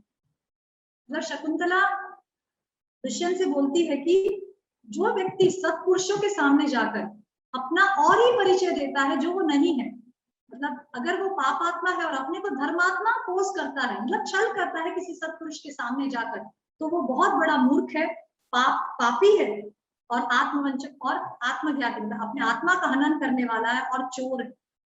इस तरह से शकुंतला बताती है कि कभी भी सत्पुरुषों के सामने, जो सत्पुरुष हैं, जो धर्मात्मा लोग हैं, जो साधु पुरुष है, उनके सामने कभी भी हमें अपने को मतलब ढोंगी नहीं, मतलब जो हम है वही हमें उनके सामने व्यक्त करना चाहिए, कभी भी छल नहीं करना चाहिए कि जो मैं नहीं हूँ वो हम झूठ उनके सामने बोले। तो इस तरह से शकुंतला बताती है कि क्योंकि आप सत्पुरुष हैं, आप धर्मज्ञ राजा हैं, इसीलिए मैं सच बताऊंगी कि मैं कौन हूँ, मैं सही तरह से अपना परिचय आपको दूंगी। तब शकुंतला बताती है कि एक बार एक ऋषि मेरे पिता के घर आए थे, तब ऋषि के पूछने पर, तब ऋषि ने मेरे पिता से मेरे बारे में पूछा था, तब मेरे पिता ने उस ऋषि को मेरी पहचान बताई थी, वही आज मैं आपको बताने वाली हूँ। तो इस तरह से शकुंतला बताती है जो उसने उस ऋषि से सुना है। तब वह अपना परिचय बताती है कि मैं एक्चुअली राजा विश्वामित्र की पुत्री हूँ। तो मेरे जो पिता थे विश्वामित्र, वो एक बार घोर तपस्या में संलग्न थे, तो उनकी इस तपस्या से इंद्र भयभीत हो गए, क्योंकि वो घोर तपस्या कर रहे थे। तो इंद्र को ज्यादातर हम जैसे कई स्टोरीज में, ऐसा कई व्याख्यानों में देखते हैं कि किसी के घोर तपस्या करने से तो सबसे पहले इंद्र भयभीत हो जाते हैं, क्योंकि उन्हें अपने पोस्ट का, अपने सिंहासन का डर लगता है कि ये व्यक्ति ज्यादा तपस्या करके कहीं मेरा सिंहासन ना ले। तो इस तरह से जब विश्वामित्र घोर तपस्या कर रहे थे तो इंद्र को भय हो गए, तो उनकी तपस्या भंग करने के लिए इंद्र मेनका के पास गए। अप्सरा, जो मेनका अप्सरा है, जो इंद्रलोक की है, और जो बहुत ही अप्सराओं में मतलब सबसे she is considered to be the most beautiful among all the apsara. सभी अप्सराओं में मेनका सबसे ज्यादा उच्च कोटि की अप्सरा मानी जाती है। तब इंद्र मेनका के पास जाते हैं और कहते हैं कि इस विश्वामित्र की तपस्या को भंग करना है, पर मेनका मेनका मना कर देती है इंद्र को, क्योंकि मेनका को विश्वामित्र के बारे में अच्छी तरह से पता है, क्योंकि वो बहुत ही क्रोधित ऋषि राजर्षि है एक्चुअली। पहले वो राजा क्षत्रिय थे, पर फिर बाद में वो ब्राह्मण की भी बहुत स्टोरी आती है रामायण में कि कैसे वशिष्ठ जी के साथ उन्होंने कंपटीशन करके फिर वो राजर्षि ब्रह्मर्षि और सब पोस्ट लेना का प्रयास किया, और पहले ऐसे विश्वामित्र राजा कहलाते हैं। तो फिर शकुंतला कहती है कि मेनका कहती है कि मैं उनकी तपस्या भंग करने नहीं जाऊंगी, क्योंकि अगर विश्वामित्र को क्रोध आ गया तो मुझे श्राप दे दे। तब इंद्र उन्हें आश्वासन देते हैं कि तुम चिंता मत करो, मैं तुम्हारे हेल्प के लिए वायुदेव और स्वयं कामदेव को तुम्हारे साथ भेजूंगा, ताकि विश्वामित्र 100% तुम्हारे सुंदरता से मोहित हो जाएंगे और उनकी तपस्या भंग हो जाएगी। इस तरह से मेनका इंद्र के आश्वासन से अप्रूव हो जाती है, सहमत हो जाती है जाने के लिए। और फिर मेनका जाती है वहां विश्वामित्र जहाँ तपस्या कर रहे होते हैं, और वायुदेव के प्रभाव से जब मेनका बहुत सुंदर तरह से तैयार होकर विश्वामित्र के पास जाती है, जो काफी वर्षों से तपस्या में लगे होते हैं, तब उनकी घुंघरू की, ऐसे शास्त्र में वर्णन आता है कि मेनका जब चलती है और उनकी घुंघरू की आवाज से विश्वामित्र का ध्यान भंग हो जाता है, और जब वो आंखें खोलते हैं तो वायु के हेल्प से जोर से वायु चलाते हैं, और ताकि उनका जो वस्त्र होता है, जो ऊपर जो वस्त्र पहनी होती है, तो थोड़ा हिल जाता है, हट जाता है विश्वामित्र को अट्रैक्ट करने के लिए, और फिर कामदेव अपना बाण छोड़ते हैं। इस तरह से पूरी तरह से विश्वामित्र की तपस्या भंग हो जाती है और वो मेनका से आकर्षित हो जाती है। तो ये जो विश्वामित्र और मेनका की जो घटना है, इसमें हम देख सकते हैं कि जब तक व्यक्ति शुद्ध भक्ति के प्लेटफॉर्म पे, शुद्ध भक्ति के स्तर पर नहीं आता, तब तक वो व्यक्ति काम वासना से कभी भी प्रभावित हो सकता है। जैसे हम विश्वामित्र के केस पे देखते हैं, क्योंकि वो शुद्ध भक्ति के प्लेटफॉर्म पे नहीं थे, इसीलिए वो मेनका से प्रभावित हुए। अभी यही चीज हम हरिदास ठाकुर के जीवन से देखते हैं, जो एक शुद्ध भक्त हैं, जो 3 लाख नाम जप करते थे और जो उसको नाम आचार्य कहते हैं। तो जब उनकी तपस्या भंग करने के लिए राजा ने, मतलब वहां के जो राजा थे, उन्होंने एक प्रोस्टिट्यूट को भेजा, वैश्या को भेजा, जो बहुत सुंदर तरह से तैयार होकर हरिदास ठाकुर के पास आती है, जो एकांत में अपनी तपस्या अपने नाम जप कर रहे होते हैं एक आश्रम में। तब वो वैश्या पूरी रात हरिदास ठाकुर के पास बैठती है और बताती, और पहले वो जाकर अपनी इच्छा बताती कि मैं आपके साथ संग करना चाहती हूँ। हरिदास ठाकुर कहते हैं कि ठीक है, कोई प्रॉब्लम नहीं है, पर क्योंकि मेरे गुरु ने 3 लाख नाम जप करने के लिए कहा है, इसीलिए मैं अपने गुरु की इस आज्ञा का पालन करके अवश्य तुम्हारी इच्छा पूरी करूंगा। तो जरा भी हरिदास ठाकुर उसकी सुंदरता से आकर्षित नहीं होते, जबकि रात का समय होता है और एकांत होता है। जनरली ऐसा कहा जाता है कि कभी भी किसी स्त्री के साथ एकांतवास नहीं करना चाहिए, क्योंकि इंद्रियां बहुत प्रबल है। इवन भागवतम में तो ऐसा बताया जाता है कि किसी व्यक्ति को अपनी पुत्री के साथ भी एकांत में वास नहीं करना चाहिए, क्योंकि स्त्रियों का कंपैरिजन अग्नि के साथ किया है और पुरुष को घी के साथ किया है। जब घी और अग्नि एक साथ मिलते हैं तो घी पिघल जाता है, इसलिए कभी भी स्त्रियों का साथ एकांतवास नहीं करना चाहिए। इवन शीला प्रभुपाद भी इसके लिए बहुत ही सतर्क रहते थे। जैसे घटना आती है कि हम सभी जानते हैं कि शीला प्रभुपाद की बहन जब शीला प्रभुपाद से मिलने आई पिशीमा, तब एक भक्त उठ के जा रहे थे, तब शीला प्रभुपाद ने कहा नहीं, शीला प्रभुपाद ने कहा नहीं, आप यहीं बैठेंगे, क्योंकि किसी भी स्त्री के साथ एकांत, चाहे वो बहन या बेटी ही क्यों ना हो, कभी एकांत में नहीं रहना चाहिए। तो इस तरह से पर हम देखते हैं कि हरिदास ठाकुर के सामने एक बहुत ही सुंदर स्त्री वैश्या, जो बहुत अच्छी तरह से तैयार होकर उनसे तपस्या को भंग करने आई थी, और हरिदास ठाकुर से जरा भी प्रभावित नहीं हुई। वो 2-3 दिन तक उनके साथ रही, हर रोज वो सुबह आती थी, उनके साथ रहती थी, पूरी रात बीत जाती थी, पर उनका नाम जब पूरा नहीं होता था वो सुबह वापस चली जाती थी, फिर दूसरे दिन वापस आती थी तैयार होकर। ऐसे 3 रात हो गए, पर हरिदास ठाकुर जरा भी उसकी सुंदरता से विचलित नहीं हुई। इसके अलावा खुद वो वैश्य भक्त बन जाती है और हरिदास ठाकुर की उसका हृदय परिवर्तन हो जाता है और वो हरिदास ठाकुर के शरण में गिर जाती है और उन्हें गुरु एक्सेप्ट करती है और बाद में हरिदास ठाकुर उसका उद्धार करते हैं। तो इस तरह से आप देख सकते हैं कि एक शुद्ध भक्त इन सब चीजों से इंद्र तृप्ति की चीजों से ज्यादा आकर्षित नहीं होता, क्योंकि वो शुद्ध भक्ति के स्तर पर पहुंच गया है, उन्हें उसको हरिनाम में पूरी तरह से रुचि आ चुकी है। पर जब हम देखते हैं जैसे विश्वामित्र की, वो एक तपस्वी थे, वो अभी शुद्ध भक्ति के प्लेटफॉर्म पे नहीं आए थे, इसीलिए वो तुरंत मेनका से आकर्षित हो जाते हैं। इसी तरह से एक बहुत सुंदर बात 9वें स्कंद में ययाति महाराज की आती है, जो मैं आपके साथ ये जो घटना है उसके साथ शेयर करना चाहूंगी कि ययाति महाराज, जैसे आप ययाति और शर्मिष्ठा और देवयानी की स्टोरी भी हम डिस्कस करेंगे, तो हम देखते हैं कि ययाति महाराज को शुक्राचार्य के द्वारा श्राप मिला था और क्योंकि वो बहुत स्टोरी कॉम्प्लेक्स है कि वो एक्चुअली ययाति महाराज देवयानी के साथ विवाह करते हैं और पर शर्मिष्ठा भी उनकी शर्त ऐसी थी कि शर्मिष्ठा को ऐसे दासी की तरह देवयानी के साथ जाना होता था, तो वो शर्मिष्ठा जाती है। पर क्योंकि शर्मिष्ठा खुद भी क्षत्रिय की पुत्री है और आकर बहुत सुंदर थी, तो ययाति महाराज उसकी सुंदरता से भी प्रभावित होते हैं और उससे भी पुत्र उत्पन्न करते हैं। जबकि शुक्राचार्य ये एक शर्त रखते हैं जब उन्होंने ययाति से देवयानी के साथ शादी की थी कि तुम कभी भी शर्मिष्ठा के महल में जाओगे नहीं, तुम कभी शर्मिष्ठा के साथ बात नहीं करोगे, तब भी ययाति महाराज ऐसा उनका जो शर्त है वो पालन नहीं कर पाते और ऐसा करते हैं। तब जब देवयानी को ये चीज पता चलती है, तब शुक्राचार्य ययाति को श्राप देते हैं कि तुम्हारी जवानी तुरंत खत्म हो जाए और तुम वृद्ध अवस्था को प्राप्त हो जाए। ऐसे ययाति महाराज वृद्ध अवस्था को प्राप्त हो जाते हैं।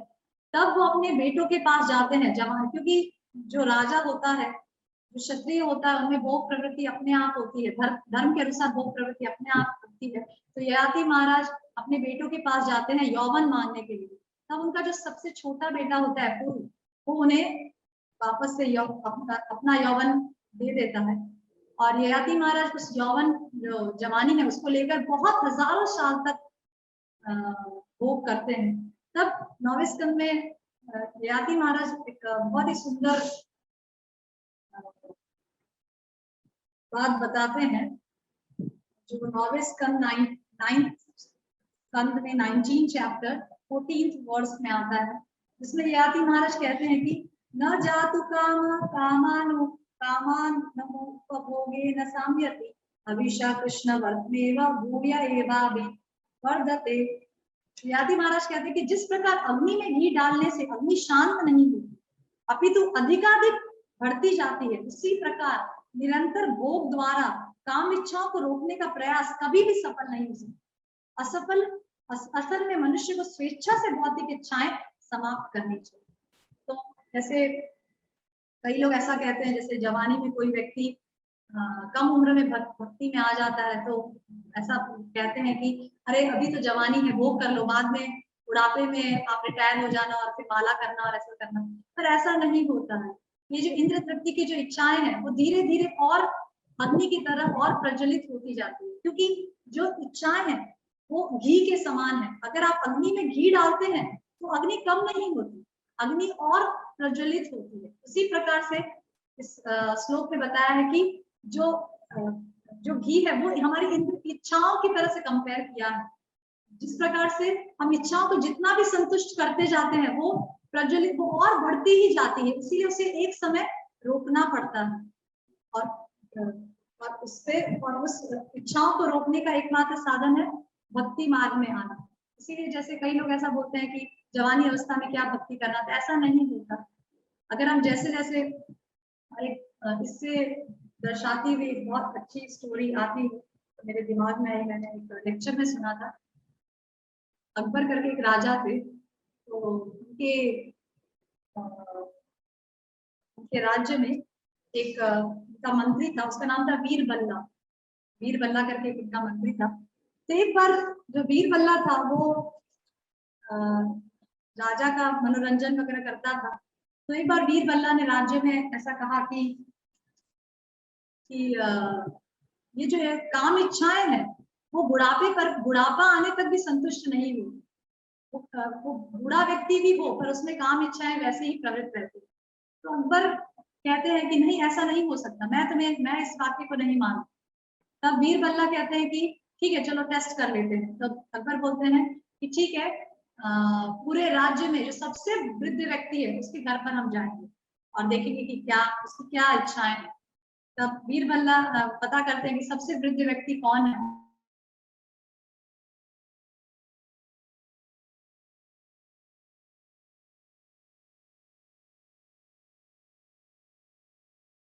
बहुत ही जो वीरबल्ला होते हैं वो अकबर को कहते हैं कि तुम्हारी जो 16 साल की जो बेटी है उसे बहुत सुंदर तरीके से तैयार करके तुम लेकर आना। तब वीरबल्ला बहुत अच्छे से अकबर अपनी 16 साल की बेटी को बहुत अच्छे से तैयार करके और साड़ी वाड़ी पहना के और ऑर्नामेंट्स वगैरह पहना के आते हैं। और उसको, और वो जो वृद्ध व्यक्ति है उसको नोटिस दे दिया जाता है कि अकबर राजा अकबर आपके पास आ रहा है। तब वो वृद्ध व्यक्ति, क्योंकि वो इतना वृद्ध हो चुका था कि वो कॉट पे सोया होता है, अपने पलंग पर सोया होता है, और जब वो व्यक्ति सोया होता है तब अकबर उसके पास पहुंचते हैं। तो जो कॉट होता है उसके एक साइड अकबर और वीरबल्ला खड़ा हो जाते हैं और एक साइड वो अपनी पुत्री को खड़ा कर देता है, जो बहुत ही सुंदर दिखती है और बहुत सुंदर तरीके से तैयार होकर दिखती है। तो जब वो प्रवेश करते हैं अकबर बीरबल्ला अपनी पुत्री के साथ, तब देखते हैं कि जो वृद्ध व्यक्ति है वो सोया सोया भी उसकी नजर एक बार भी अकबर और बीरबल्ला की तरफ नहीं जाती। उसकी नजर पूरी तरह से उस पुत्री की तरफ ही रहती है कॉन्स्टेंटली। तब बीरबल्ला अकबर की तरफ इशारा करके देखते हैं और बोलते हैं कि देखो, ये देखो काम इच्छाएं कैसे सुषुप्त अवस्था में, ये जो व्यक्ति है ये पूरा जीवन इसने अपनी इंद्र तृप्ति की, कभी भगवान का नाम नहीं लिया, इसलिए इच्छा अभी वह इच्छा इसके अंदर सुप्त अवस्था में विद्यमान है। ऐसा नहीं कि इच्छा वृद्धावस्था में आने पर इच्छाएं मर जाती है, ऐसा नहीं है। वृद्धावस्था में इच्छाएं पूरी तरह से व्याप्त रहती है, पर वह व्यक्ति का शरीर उस इच्छाओं को पूरा करने के लिए उसे सहयोग नहीं देता। That is the difference. इसीलिए व्यक्ति को जवानी अवस्था, इवन श्रीमद् भागवतम में प्रहलाद महाराज बताते हैं कि कौमाराश्रयित प्राज्ञ, व्यक्ति को भक्ति 5 साल की अवस्था से शुरू करनी चाहिए। जब एक बालक 5 साल का होता है तब से उसको भक्ति के बारे में बताना चाहिए, उसे भागवतम से ज्ञान देना चाहिए, गीता के श्लोक सिखाने चाहिए, इस प्रकार के आध्यात्मिक चीजों से सिखानी चाहिए, तब से उसको ट्रेनिंग शुरू करनी चाहिए। क्योंकि हम अनेकों वर्षों से, बहुत करोड़ों जन्मों से हम इंद्रिय तृप्ति में लिप्त हैं। उसके 84 लाख योनि में कितनी बार हम घूमे, उसके बाद हमें यह मौका मिला है कि हम हमें कुछ ज्ञान मिला है कि हम अपने आत्मा के बारे में जान सके, हम हमें भगवान के बारे में जान सके। तो इस तरह से जो वृद्ध अवस्था में अगर हम सोचे कि भक्ति वृद्ध अवस्था में जाकर शुरू करेंगे तो ये बिल्कुल गलत। भक्ति हमें एक्चुअली जवानी अवस्था या बाल अवस्था से होनी चाहिए।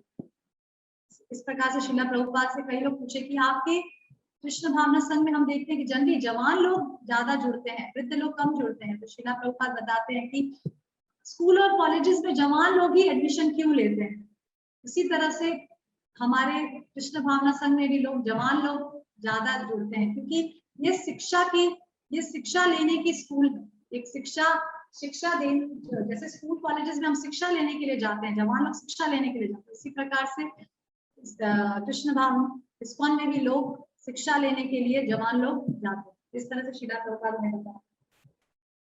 तो इस तरह से ययाति महाराज बताते हैं कि इस श्लोक बताते हैं, और भी एक अन्य श्लोक में ययाति महाराज बताते हैं, या दुष्त्यजा दुर्मति गिर्यतो या न गिर्यते ताम कृष्णाम दुखम निवहम सर्व कामोदतम त्यजेत। जो लोग भौतिक भोग में अत्यधिक लिप्त रहते हैं उनके लिए इंद्र तृप्ति को त्याग पाना अत्यंत कठिन होता है। तो इंद्र तृप्ति को त्याग पाना अत्यंत कठिन है जो लोग भौतिक चीजों में अत्यधिक लिप्त रहते हैं। यहाँ तक कि वृद्ध अवस्था के कारण असक्त व्यक्ति भी इंद्र तृप्ति की ऐसी इच्छाओं को त्याग नहीं पाते। अतएव जो सचमुच सुख चाहते हैं उसे ऐसी अतृप्त इच्छाओं को त्याग देना चाहिए। मतलब जो इच्छाएं अतृप्त इच्छाएं, मतलब जो कभी तृप्त नहीं हो सकती, क्योंकि ये समस्त कष्टों की जड़ है।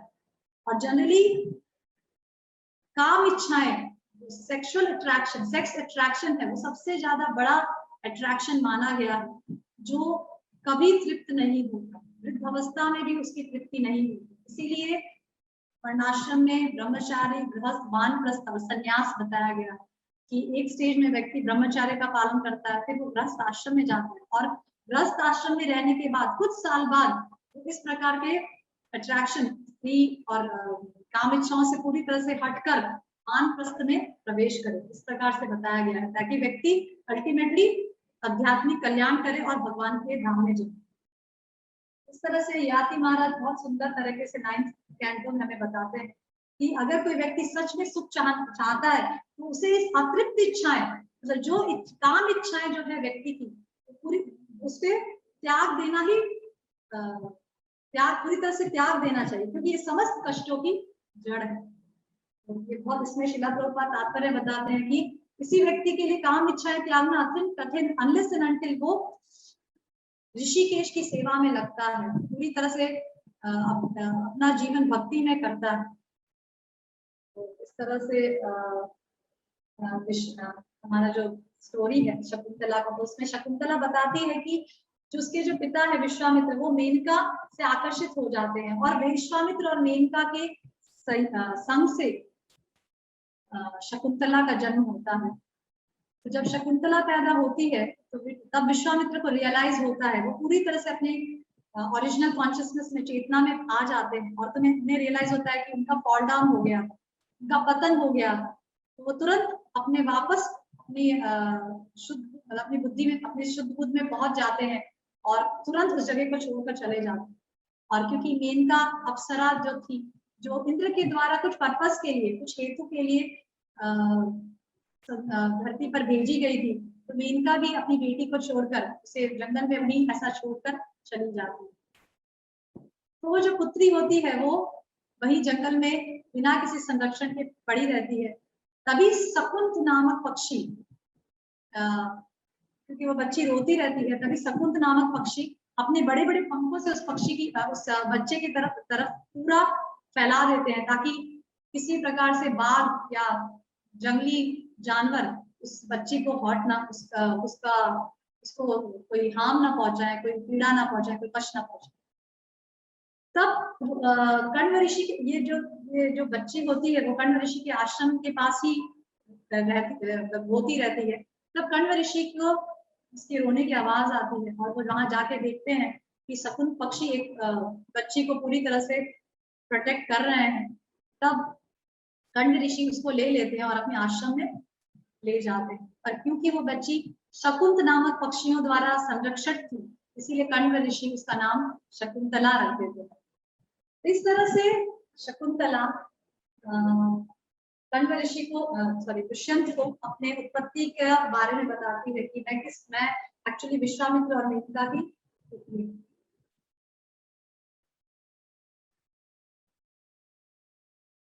पर फिर शकुंतला बताती है कि पर एक्चुअली मेरे पिता तो कण्व ऋषि हैं, क्योंकि वो बताती है कि कौन कौन पिता हो सकता है। शरीर का जनक, जो शरीर को जन्म देता है वो, प्राणों का रक्षक, जो प्राणों की रक्षा करता है वो, और अन्नदाता, जो अन्न देता है वो। तो ये तीनों ही पिता कहे जाते हैं। ऐसे शकुंतला दुष्यंत को बताती है कि जो शरीर को उत्पन्न करता है वो भी पिता कहलाता है, जो प्राणों का रक्षा करता है, जो प्राणों की रक्षा करता है वो भी पिता कहलाता है, और जो हमें अन्न देता है, जो हमें मेंटेन करता है, वो भी पिता कहलाता है। इस प्रकार से शकुंतला दुष्यंत को बताती है कि इसीलिए मेरे असली पिता कण्व ऋषि। तब दुष्यंत कहते हैं कि जैसा तुम कह रही हो, तुम ब्राह्मण कन्या नहीं हो, तुम राजकन्या हो। जैसे तुम कह रहे हो कि तुम ब्राह्मण कन्या नहीं हो, तुम राजकन्या हो, इसीलिए मैं तुम्हें पत्नी की तरह वर्ण करना चाहता हूँ, क्योंकि मैं क्षत्रिय राजा हूँ, इसीलिए तुम्हारे साथ मेरा विवाह धर्म के अनुसार रहेगा, इसमें भी अधर्म नहीं है। तो वो दुष्यंत गंधर्व विवाह के लिए उसे प्रपोज करते हैं शकुंतला को। पर शकुंतला कहती है कि मेरे पिताजी इस समय यहाँ नहीं है, आप थोड़ी देर प्रतीक्षा कीजिए, वो आकर मुझे आपकी सेवा में समर्पित करेंगे। पर शकुंतला इसके लिए रेजिस्ट करती है। शकुंतला कहती है कि नहीं, कि मेरे पिता कण्व ऋषि अभी यहाँ नहीं है, इसीलिए जब मेरे पिता आएंगे तो वो आपकी, मुझे कोई प्रॉब्लम नहीं है। शकुंतला को कोई प्रॉब्लम नहीं था दुष्यंत के साथ विवाह करने, वो भी उससे एक्चुअली आकर्षित, प्रारंभ से ही वो उससे आकर्षित तो हो ही चुकी थी, इसीलिए उसे कोई प्रॉब्लम नहीं था। पर वो ऐसा प्रस्ताव दुष्यंत के सामने रखती थी कि मेरे पिता भी यहाँ नहीं है, इसीलिए हमें विवाह में जल्दबाजी नहीं करनी चाहिए, हमें रुकना चाहिए। पर दुष्यंत बताते हैं कि क्षत्रियों में ऐसा विवाह संभव है और ये धर्म के अनुसार है। ऐसे शकुंतला को बताते हैं कि तुम ऐसा मत सोचो कि गांधर्व विवाह धर्म के अनुसार नहीं है। और फिर श्रीमद् भागवतम में श्रील प्रभुपाद तत्पर ने बताते हैं कि ऐसे क्षत्रियों में विवाह पर्सनल सिलेक्शन पे हुआ करता था। जैसे सीता के केस में हम देखते हैं कि सीता का स्वयंवर रचा गया था, जिसमें राम जी आए थे और सीता फिर पर्सनली फिर राम जी और सीता का विवाह हुआ था।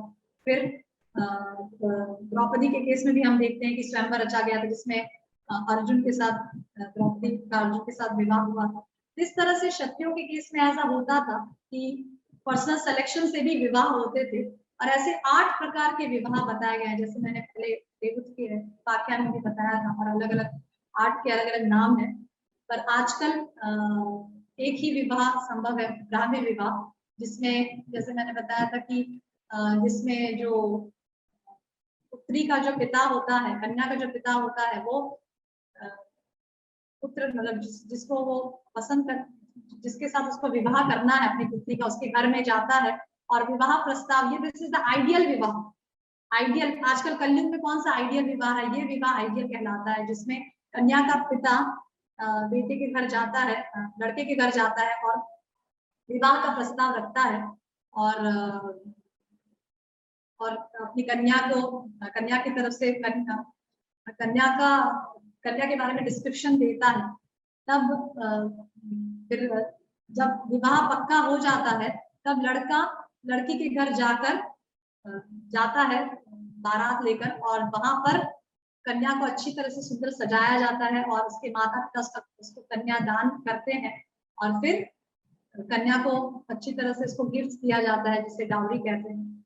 और यथोचित मतलब जितना की यथोचित शक्ति होती है माता पिता की, इस प्रकार से वो उसे गिफ्ट्स देते हैं और फिर कन्या का विदा किया जाता है। तो ये ही ये जो विवाह है, यही कलयुग में सैंक्शन है। वो जो शकुंतला होती है वो कहती है कि इस प्रकार का विवाह, वो संकोच करती है कि इस प्रकार का विवाह धर्म के अनुसार है कि नहीं। पर दुष्यंत बताते हैं कि नहीं, गांधर्व विवाह धर्म अनुसार है और क्षत्रियों के लिए सैंक्शन है। तब शकुंतला रेडी हो जाती है, और पर शकुंतला कहती है कि ठीक है, मुझे अगर ये धर्म के अनुसार है तो मुझे कोई प्रॉब्लम नहीं, पर मेरी एक शर्त। और वो ऐसे दुष्यंत के सामने शर्त रखती है कि मेरे बाद तुम्हारा ही पुत्र, मतलब जो मेरा जो पुत्र होगा वही सम्राट बने, और मेरे जीवन काल में ही वह युवराज बन जाए, और मेरा जो जीवन काल है उसमें ही मेरा जो बेटा है वो युवराज बने, तो मैं आपको स्वीकार कर सकती हूँ, तो मुझे आपको स्वीकार करने में कोई प्रॉब्लम नहीं। तब दुष्यंत तुरंत इस प्रतिज्ञा को, मतलब इस चीज को, उसकी शर्त को मान जाते हैं, और इस प्रकार से शकुंतला और दुष्यंत का पाणी ग्रहण होता है, विवाह होता है। और दुष्यंत और शकुंतला एक दूसरे के साथ रहते हैं और एक रात बिताते हैं, और दुष्यंत शकुंतला का समागम होता है। और फिर जब सुबह दुष्यंत शकुंतला को आश्वासन देते हैं कि मैं जल्द से जल्द तुम्हें अपनी चतुरांगिनी सेना लेकर तुम्हें लेने के लिए आऊंगा, फिलहाल तुम यहाँ रहो। तब इस तरह से, पर जाते समय दुष्यंत के मन में चिंता तो होती ही है, ये सोच के कि कण्व ऋषि जब आएंगे तब कुछ प्रॉब्लम ना है शकुंतला को। तो इस प्रकार से मन में बड़ी चिंता लेकर कण्व ऋषि इस विवाह का किस प्रकार से रिएक्शन देंगे, यह सोचकर बड़ी चिंता युक्त होकर वो वहां से चले जाते हैं। और उसके बाद थोड़ी देर बाद कण्व ऋषि आश्रम में आते हैं, परंतु उस समय जैसे हर बार जब उसके पिता आते थे तो शकुंतला जाती थी द्वार पर इस बार शकुंतला लज्जावश द्वार पर नहीं जाती, वो संकोच करती है कि उसके पिता के सामने, कि उसके पिता क्या सोचेंगे, क्योंकि कण्व ऋषि इतने उच्च कोटि के ऋषि थे कि वह सिर्फ आश्रम में आने से उन्हें पता चल जाता था कि आश्रम में क्या क्या हुआ है, कौन कौन सी घटनाएं घटी है, बोलने की भी आवश्यकता नहीं पड़ती। तो जब कण्व ऋषि वहां आश्रम में आते हैं तब तुरंत सेंस कर लेते हैं कि यहाँ पे कौन आया था और क्या घटना घटी। पर कण्व ऋषि जरा भी इससे डिस्टर्ब नहीं होते, क्योंकि ये पूरा जो कार्य है, ये जो विवाह है, वो पूरा धर्म अनुसार होता है, इसीलिए वो बिल्कुल भी शकुंतला के ऊपर क्रोधित नहीं होते। और इसके अलावा वो शकुंतला को कहते हैं कि बेटी तुमने मुझसे बिना कुछ पूछे एकांत में जो काम किया वो धर्म के विरुद्ध नहीं था, इसीलिए मैं तुमसे बिल्कुल भी क्रोधित नहीं। क्षत्रियों के लिए गांधर्व विवाह शास्त्र सम्मत है। दुष्यंत एक धर्मात्मा, उदार एवं श्रेष्ठ पुरुष। और दूसरा एक बहुत इंपॉर्टेंट कंसर्न जिनका था कि जिसकी बेटी का विवाह जिसके साथ हुआ है वो बहुत ही धर्मज्ञ और उदार राजा है, ऐसा नहीं कि कोई पापी या दुरात्मा व्यक्ति के साथ उसका विवाह हुआ है। उसके सहयोग से बड़ा बलवान पुत्र होगा, वो सारी पृथ्वी का राजा होगा। अभी से ही कण्व ऋषि घोषणा कर देते हैं कि इसके सहयोग से तुम्हारे और दुष्यंत के जो मिलन से जो बेटा होगा वो पूरी पृथ्वी का राजा बनेगा। जब वो शत्रुओं पर चढ़ाई करेगा उसका रथ कभी भी नहीं रुकेगा।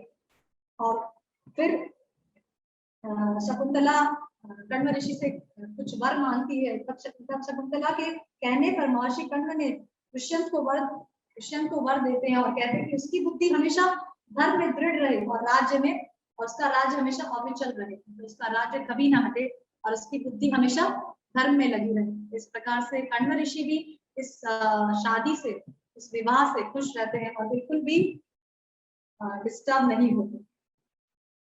इस तरह से श्रीमद् भागवतम में ये भी बताया गया है कि जब दुष्यंत और शकुंतला का विवाह होता है उस समय वहां कोई भी नहीं होता। तो दुष्यंत क्योंकि मंत्र उच्चार करने होते हैं तो दुष्यंत स्वयं ही मंत्र उच्चार करते हैं, ओंकार मंत्र का उच्चार करते हैं ताकि भगवान को शामिल किया जाए विवाह में। तो ओंकार, क्योंकि ऐसा बताया जाता है कि भगवत गीता में आता है कि भगवान बताते हैं कि सभी मंत्रों में मैं ओम हूँ, इसलिए दुष्यंत ओंकार मंत्र का उच्चारण करते हैं। और तो इस तरह से जो ये विवाह होता है पूरी तरह से धर्म अनुचित विवाह होता है। और जैसे भगवत गीता भगवान बताते कि एक श्लोक आता है भगवत गीता में, जैसे भगवान बताते धर्मावृद्ध भूतेषु कामो अस्मि, कि जो भी स्त्री पुरुष का जो मिलन, स्त्री पुरुष का जो समागम होता है वो अगर धर्म के विरुद्ध है तो वो जो काम है, वो जो लस्ट है, वो मैं स्वयं हूँ। तो इस केस में हम देखते हैं कि दुष्यंत और शकुंतला का जो मिलन होता है क्योंकि वो धर्म के अनुसार होता है, इसीलिए उसमें बिल्कुल भी कोई गलत कार्य नहीं माना जाता है। और इस कार्य से बहुत ही प्रतापी, बहुत ही तेजोमय पुत्र उत्पन्न होता है भरत, जिससे पूरा वंश चलता है। जो आगे के जो पूरे वंश, जो पांडु और धृतराष्ट्र का जो वंश है वो पूरा भरत महाराज से आता है, ऐसा उल्लेख है महाभारत में। तो इस तरह से पुत्र उत्पन्न हो जाता है, सॉरी पुत्र उत्पन्न नहीं, दुष्यंत और शकुंतला की शादी हो जाती है। और ऐसा फिर दुष्यंत और शकुंतला की शादी हो जाने के बाद भरत का जन्म के विषय में महाभारत में उल्लेख आता है कि शकुंतला 3 वर्ष तक राह देखती है, कि 3 वर्ष बीत जाते हैं उस शकुंतला को राह देखते देखते कि कब दुष्यंत आएंगे और उसको लेकर जाएंगे। और 3 वर्ष के पश्चात 3 वर्ष लग जाता है और 3 वर्ष के पश्चात भरत का जन्म होता है। तो इस तरह से भरत का जन्म होता है और वो अत्यंत सुंदर और बचपन में ही बड़ा बलिष्ठ होता है। और भरत का डिस्क्रिप्शन श्रीमद् भागवतम में भी आता है कि वो बहुत ही पराक्रमी पुत्र होता है। और जब भरत का जन्म होता है तब क्योंकि कोई होता नहीं, उसके पिता होते नहीं है, इसीलिए कण्व ऋषि उसका जात कर्म संस्कार करते हैं। तो ऐसे हम देखते हैं कि जब बच्चा पैदा होता है उसके पहले से 16 संस्कार, इंपॉर्टेंट संस्कार बताए हैं। एक व्यक्ति के प्यूरिफिकेशन के लिए संस्कार बहुत ही जरूरी है, तो इस प्रकार से 16 संस्कार बताए हैं। जो शुरू होता है गर्भदान संस्कार से। गर्भदान संस्कार में माता पिता एक अच्छे आत्मा को, एक अच्छा आत्मा को अट्रैक्ट करने के लिए, एक अच्छा संतान की उत्पत्ति के लिए गर्भदान संस्कार करते हैं, जो एक स्त्री के प्रेग्नेंट होने से पहले किया जाता है। तो संस्कार वहां से ही शुरू हो जाते हैं, गर्भदान संस्कार से। ऐसे इस प्रकार से 16 संस्कार बताए गए हैं एक व्यक्ति को। मैं उनका नाम आपको मेंशन करना चाहूंगी। गर्भदान संस्कार से शुरू होता है, फिर होता है पुंसवन संस्कार, सीमंतोनयनम संस्कार, सोशयंती होम संस्कार, जात कर्म संस्कार जो कण्व ऋषि भरत का करते हैं। जात कर्म संस्कार में जो आजकल किसी का भी जल्दी नहीं होता है, क्योंकि सब बच्चे हॉस्पिटल में पैदा होते हैं और पहले जमाने में बच्चे घर में पैदा होते थे, तो जात कर्म संस्कार संभव था। जात कर्म संस्कार का अर्थ होता है cutting off the umbilical cord. Umbilical cord मतलब, अम्बिलिकल कॉर्ड वो कॉर्ड है जिससे बच्चा माँ के साथ जुड़ा होता है। तो संतान उत्पत्ति के बाद जब बच्चा पैदा हो जाता है तो वो अम्बिलिकल कॉर्ड काटा जाता है, जो आजकल हॉस्पिटल में नर्स काटती है। पर एक वो बहुत बड़ा संस्कार है जो इसको जात कर्म संस्कार कहते हैं। और ऐसा भी बताया जाता है कि जो अम्बिलिकल कॉर्ड होता है जिससे वो बच्चा जुड़ा होता है, उसमें एक्चुअली बहुत ही वो पोषण तत्व होते हैं जो पूरा जीवन बच्चे को हृष्ट पुष्ट और हेल्दी रखने के लिए जरूरी है। और क्योंकि आजकल तो हॉस्पिटल्स में क्या किया जाता है कि अम्बिलिकल कॉर्ड काट कर फेंक दिया जाता है, पर पहले ऐसा नहीं था। अम्बिलिकल कॉर्ड काटने के भी संस्कार हुआ करते थे, जिसको जात कर्म संस्कार कहते हैं। फिर निष्कर्मणा संस्कार, द चाइल्ड्स फर्स्ट आउटिंग, पौष्टिक कर्म संस्कार, नामकरण संस्कार, मुंडन संस्कार, इसमें हेयर्स काटे जाते हैं। अन्नप्राशन, पहली बार बच्चे को अन्नप्राशन दिया जाता है। कर्णवेदन, पियर्सिंग द ईयर संस्कार। चूड़ाकरण, द फर्स्ट हेयर कट संस्कार। विद्यारंभ, उपनयन, विवाह संस्कार, और लास्ट है अंत्येष्टि, मतलब व्यक्ति के मरने के बाद जो संस्कार किया जाता है जिसको अंत्येष्टि संस्कार कहते हैं। इस प्रकार से 16 संस्कार बताए गए हैं और सारे संस्कार बहुत ही इम्पोर्टेंट है एक व्यक्ति के प्यूरिफिकेशन के लिए। और मतलब बहुत जरूरी है कि माता पिता अपने बच्चों के सब संस्कार करें ताकि उनकी शुद्धि हो। तो अभी शायद 4:15 क्या टाइम हुआ? सोनाली क्या टाइम हुआ अभी? सोनाली,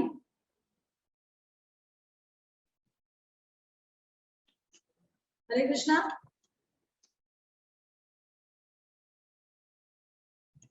हरे कृष्णा।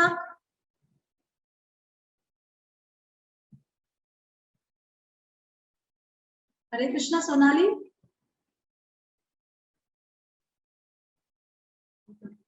तो 4:30 हो गया है, तो मैं कुछ अपना क्लास कंक्लूड करने से पहले कुछ एक्चुअली बहुत अच्छी स्टोरी, जब 9th कैंटो पढ़ रही थी तो बहुत अच्छी स्टोरी आती है, उससे रिलेटेड एक लेक्चर सुन रही थी अनुसुईया और अत्रि की। अनुसुईया, जैसे मैंने आपको बताया था कि अनुसुईया और अत्रि ऋषि जो है वो सीता देवी को वन में मिलते हैं, और वन में जब सीता देवी और राम जी के साथ वन गमन करती है तब अनुसुईया और अत्रि का आश्रम आता है, जिसमें अनुसुईया सीता देवी को ऐसे वस्त्र देती है जो कभी जो वो वन में रहने के बाद भी कभी गंदे नहीं होंगे, कभी दूषित नहीं होंगे। इस प्रकार के वस्त्र अनुसुईया देती है। अनुसुईया स्वयं भी बहुत चेस्ट लेडी है, बहुत ही सती साध्वी स्त्री है। और एक बहुत ही सुंदर घटना, छोटी सी 2 मिनट की घटना मुझे शेयर करना चाहती हूँ अनुसुईया के बारे में, क्योंकि इतनी बड़ी साध्वी स्त्री है। और तो एक ऐसी घटना आती है जिसमें ब्रह्मा जी अनुसुईया की परीक्षा, सॉरी नारद जी अनुसुईया की परीक्षा लेने की, वो कितनी बड़ी सती स्त्री है उसकी परीक्षा लेने के लिए जाते हैं। तो उस समय अत्रि ऋषि उनके आश्रम में नहीं होते, जानबूझकर नारद मुनि ऐसे समय जाते हैं जब अत्रि ऋषि आश्रम में ना हो, और एक गेस्ट बन के जाते हैं, अतिथि बनकर जाते हैं।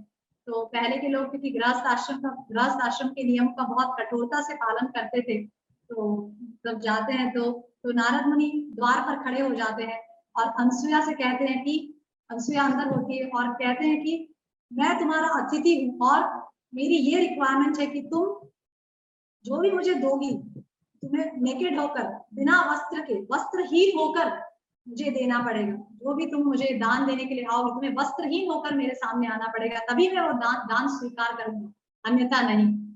तब अनुसुईया बहुत संकट में पड़ जाती है, क्योंकि अतिथि का अतिथि का आदर सत्कार करना गृहस्थों के लिए बहुत इम्पोर्टेंट धर्म है। और साथ ही अनसुया के लिए अपनी चेस्टिटी, अपने सतीत्व धर्म का पालन करना भी बहुत इम्पोर्टेंट है।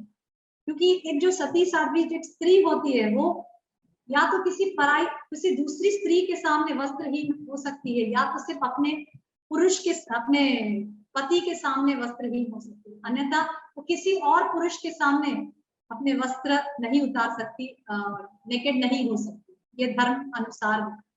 तो नारद जी जानबूझकर उसके सतीत्व की परीक्षा लेने के लिए अनुसुईया के सामने प्रस्ताव रखते हैं कि मैं तभी दान स्वीकार करूंगा जब तुम वस्त्रहीन होकर मेरे सामने आओ। तो अनुसुईया बहुत संकट में पड़ जाती है और फिर भगवान से प्रार्थना करती है कि मैं क्या करूं कि मैं धर्म का भी पालन कर सकूं और ये जो अतिथि जो मेरे द्वार पर खड़ा है वो भी संतुष्ट हो सके मुझसे। तो इस प्रकार से वो विचार करती रहती है। तभी उसे, क्योंकि अनुसुईया हर रोज अपने पति के चरण धोती थी, तो उसके चरण, अपने पति के चरण धोए हुए का पानी जो था वो एक कमंडलू में, एक पात्र में भरा रहता है। तो वो सोचती है कि ये पात्र का सहारा लेती है, जो उसके पति का जो पैर जो है जो पानी होता है, और फिर उस पात्र को उठा के उस पानी को लेकर वो तुरंत नारद मुनि की तरफ छिड़कती है। और जैसे ही वो नारद मुनि की तरफ छिड़कती है, वो पानी पड़ता है नारद मुनि के ऊपर, जब गिरता है तो नारद मुनि तुरंत एक स्त्री के वेश में परिवर्तित हो जाते हैं और तुरंत अनुसुईया वस्त्रहीन होकर नारद मुनि को दान दे देती है। और जब नारद मुनि ये देखते हैं कि वो स्त्री बन चुके हैं, तो नारद मुनि बहुत शर्मिंदा होते हैं और तुरंत वो स्थान छोड़कर चले जाते हैं। तो इस तरह से शास्त्रों में ये छोटी सी कथा मैंने लेक्चर में सुना था, तो बताते हैं कि एक स्त्री के सतीत्व का कितना तेज होता है। इवन सुकन्या चवन मुनि की स्टोरी में भी हम देखते हैं, श्रील प्रभुपाद बार बार बताते हैं कि chastity is the pride of us women. Chastity जो होती है वो स्त्री का एक प्राइड है। She should be proud of chastity. Chastity is the strength, वो शक्ति है, एक्चुअली स्त्री की शक्ति चेस्टिटी में है। It is the ornament of a women. एक स्त्री का ऑर्नामेंट चेस्टिटी है। तो इस तरह से अनुसुईया एक बहुत ही चेस्ट स्त्री थी, इसीलिए भगवान ने उसको मदद किया उस समय, और फिर उसके सतीत्व का भंग न हो, इस तरह से उसकी रक्षा की। इस तरह से शकुंतला और दुष्यंत की स्टोरी हम नेक्स्ट एपिसोड में आगे कंटिन्यू करेंगे। अगर आप सबका अभी किसी का प्रश्न है तो पूछ सकते हैं।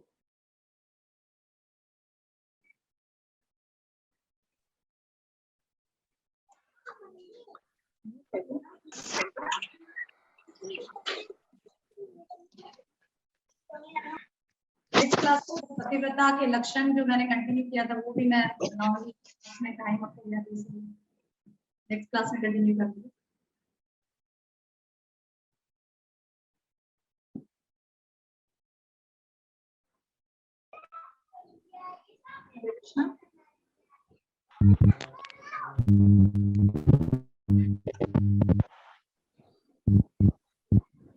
हरे कृष्ण। अगर किसी का प्रश्न नहीं है तो नेक्स्ट क्लास में हम लोग शकुंतला और दुष्यंत की स्टोरी कंटिन्यू करेंगे। हरे कृष्ण। हरे कृष्ण। धन्यवाद। हरे कृष्ण माता जी। हरे कृष्ण माता जी। हरे कृष्ण माता जी। धन्यवाद। हरे कृष्ण माता जी। प्रणाम माता। प्रणाम। हरे कृष्ण माता जी। माता जी। माता जी मेरा प्रश्न था। हरे कृष्ण। क्या करा देखो मैथमेटिकल। हरे कृष्ण माता जी। हरे कृष्ण माता जी। यस माता जी। माता जी ये आपने जो 16 संस्कार जो बताए वो मतलब बेटों के ही साथ होते हैं, बेटियों को ये संस्कार कुछ कम होंगे ना इनमें से बेटियों के लिए? इसमें क्या है माता जी कि जो कन्या होती है उसका एक ही संस्कार बताया गया है, विवाह संस्कार। तो कन्याओं के लिए शास्त्रों में, क्योंकि कन्याओं का और कोई संस्कार शास्त्रों में बताया नहीं गया है, उसके लिए एक ही संस्कार जरूरी है, वो होता है विवाह संस्कार। तो वो सबसे ज्यादा महत्वपूर्ण होता है उसके लिए। बाकी जितने भी मेन संस्कार उसका होता है विवाह संस्कार, क्योंकि चूड़ाकरण या हेयर कटिंग संस्कार ये सब उसके लिए नहीं होता है।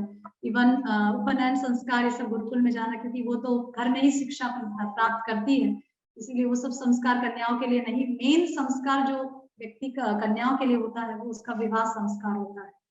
और पति के घर जाने के बाद ऐसा बताया गया है कि पति ही उसका गुरुकुल वास, मतलब पति के घर ही उसका गुरुकुल है, जहाँ वो रहकर अपने सास और पति ही उसका गुरु है, और पति के घर ही उसका गुरुकुल वास है, और जिसमें वो अन्य अपने उच्च जो दूसरी स्त्रियां हैं उनसे शिक्षा प्राप्त करती है, अपने पति से शिक्षण प्राप्त करती है। तो शास्त्रों में जहां तक मुझे पता है कि कन्याओं का संस्कार, विवाह संस्कार ही प्रोमिनेंट संस्कार बताया गया है, और जबकि बालकों का जो बेटा होता है उसमें सारे संस्कार बहुत जरूरी हैं। जैसे मैंने आपको बताया कि मतलब क्योंकि बेसिक कुछ संस्कार जैसे हैं, जैसे गर्भदान संस्कार, ये सब संस्कार तो सभी के लिए होंगे, करना ही होता है। फिर पुंसवना संस्कार, ये भी, क्योंकि दिस आर ऑल संस्कार before the child is born. एक बच्चे के संतान की उत्पत्ति के पहले ये सब संस्कार किए जाते हैं, तो ये सब संस्कार तो हर व्यक्ति के लिए किया जाता है। सीमंतोनयन संस्कार, सोशियलिटी होमा, राइट्स ऑफ प्रीसीज चाइल्ड बर्थ के ठीक पहले संस्कार होता है। जात कर्म संस्कार, ये भी संस्कार सबके लिए ही होता है, या कन्या हो या लड़का हो या लड़की। पर कुछ कुछ संस्कार ऐसे होते हैं जो बेटे के लिए ज्यादा बताए गए हैं, जैसे चूड़ाकरण संस्कार, मुंडन संस्कार, ये सब स्त्रियों के लिए नहीं बताया गया है। इवन ये शास्त्रों में तो एक बार इसके लिए बहुत डिटेल चर्चा हुई थी, स्त्रियों के हेयर कटिंग के लिए, तो बताया गया था कि स्त्रियों का तो बाल कभी काटना ही नहीं चाहिए, मतलब केवल एक ही टाइम स्त्रियों का बाल काट सकते हैं, when she become a window, जब वो विधवा हो जाती है तब। अन्यथा इसके पहले स्त्रियों का कभी बालों में कैंची नहीं लगानी चाहिए, ऐसा शास्त्र में बताया है। तो इसलिए इस प्रकार का मुंडन या चूड़ाकरण संस्कार स्त्रियों के लिए नहीं होता है। फिर कर्ण वेदन, ये सब ईयर पियर्सिंग, ये सब संस्कार भी स्त्रियों के लिए एक्चुअली नहीं बताया गया है। प्रोमिनेंट स्त्रियों के एक ही संस्कार होता है, विवाह संस्कार। चालू है क्या? 10 तो 25 जी माता जी, हरे कृष्ण। हरे कृष्ण।